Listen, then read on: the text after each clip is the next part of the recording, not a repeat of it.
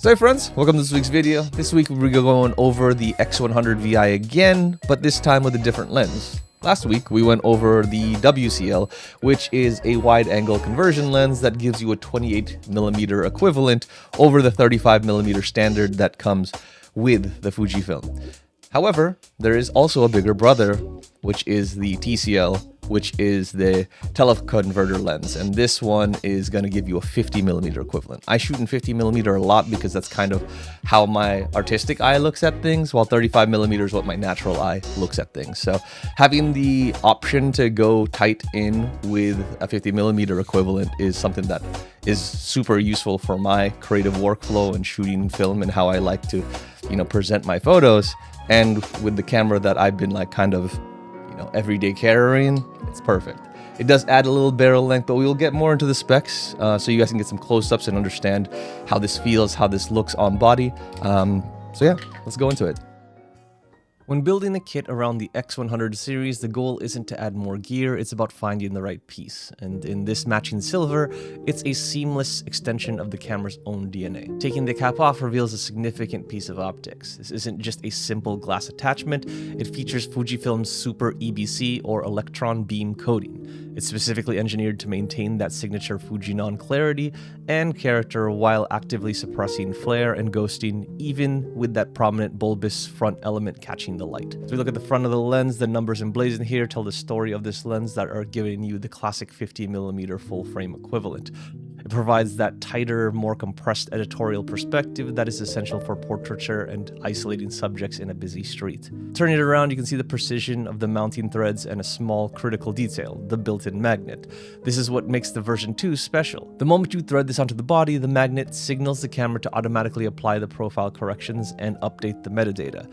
It's a smart hands-off connection that keeps the workflow moving. The tactile feel of the lens is exceptional. It's entirely metallic, cold to the touch, and carries that made in Japan etching that we've come to expect from Fuji's high-end glass. It feels dense and purposeful, less like an accessory and more like a permanent part of the camera. Seeing it attached, the camera takes on a more substantial mini rangefinder silhouette. While it adds a noticeable length, the silver finish is so perfectly matched that it looks like a native 50mm prime. But the beauty of the X100 system is its modularity. As you see the converter being removed here, you can see how quickly you can return it to that slim, pocketable form factor.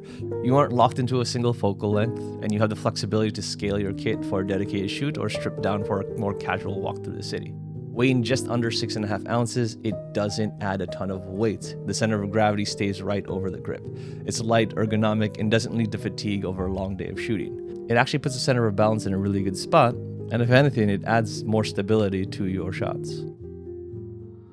We were supposed to go to the aquarium for some shots, but due to some sickness going around with our friends' kids, we settled for a cafe and some city shots instead. In a cafe, depending on what you're shooting, 50mm might be a little tight to get to the scale of the scenery, but what it gives you is nice intimacy. You also get nice flat images without distortion versus some fish-eyeing effects you might get from a wider angled lens. It does force you to be a little more creative with your shots since you can't easily fit everything in frame from across the table. Here's the perspective of how far I'd have to be to get Samika in frame with the stock 35mm equivalent lens, versus this image, which is how far I'd have to sit to fit Samika similarly in frame with the Tele converter on. The reason the 50 is special to me is because it forces me to look at things differently, knowing I won't be able to get everything I see into the shot. With the X100vi being my everyday camera, the TCL allows me to shoot more intentionally with a camera not originally designed for that. Especially when shooting video and having to deal with the additional crop, I have to frame things uniquely and emphasize different things. It makes me look at subjects and scenery more closely than I would normally do with a wider. The conversion lenses does a great job of staying sharp edge to edge, and it doesn't have issues with reduced contrast and loss of light. It also doesn't have aberrations and distortion issues despite the spherical surface on the lens. It's a transparent glass that replicates the quality and charm of the core lens, just with a tighter perspective. After leaving the cafe, there's a little trinket shop that caught Samika's eye, and I thought this would be a good option to have things up close. From a focus perspective, the converter lens doesn't behave differently with focus. It behaves the same as the normal lens in terms of responsiveness and accuracy, and it doesn't introduce any additional focus breathing, even wide open at f2. The one thing to note is that it does have slightly further minimum focus distance. I probably had to pull back a couple inches further to lock focus than I did with the stock lens or even the WCL converter. However, it wasn't restricting. I could still get the dynamic focusing from the touchscreen as well as close-up shots of food without focus searching issues. Shooting more street views next, the magnification was good for getting more subject focusing and more framed in looks.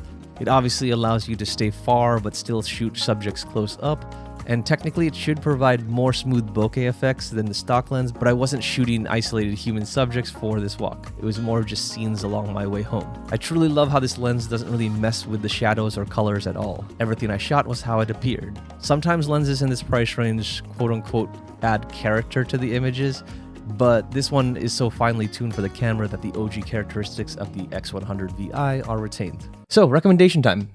Of course, I think that you should pick this up if you own an X100 series because it just gives you flexibility. As we mentioned with the WCL, having this just gives you a lot more options for your creativity, and it just gives you a different perspective that you normally don't get with the stock lens. Don't get me wrong, love the stock lens for just shooting around the city, being able to fit in a small bag and still getting great shots, but sometimes you want to have something a little bit more dynamic and you want to still have that, like, you know, punched in look without having to crop and losing sort of that fidelity. So this is where this one comes in perfectly.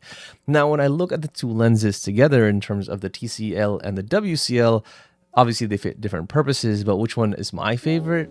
It's probably going to be this one because one, it feels really nice in hand when it's on, but also the fact that this is just, again, more creative for me because it allows me to punch in where I need to, and because of the limited nature of the frame, I have to be more creative. I have to think about things a little more. I have to be a lot more intentional with my shot. And as a result, not only do I get more creative shots, but I also get less shots. I find when I shoot wide, I tend to get a little trigger happy just because I was like, oh, I'll post it. You know, I'll do stuff in post. I will, you know, fix this later. But with the tighter ones, I have to really frame it correctly. I have to make sure things are composed well. I have to make sure that, you know, like there's different elements that make it more interesting. I can't just rely on what's naturally in the scene. I might have to frame it up and, you know, scheme it up a little bit more. And sometimes that just makes the shot better.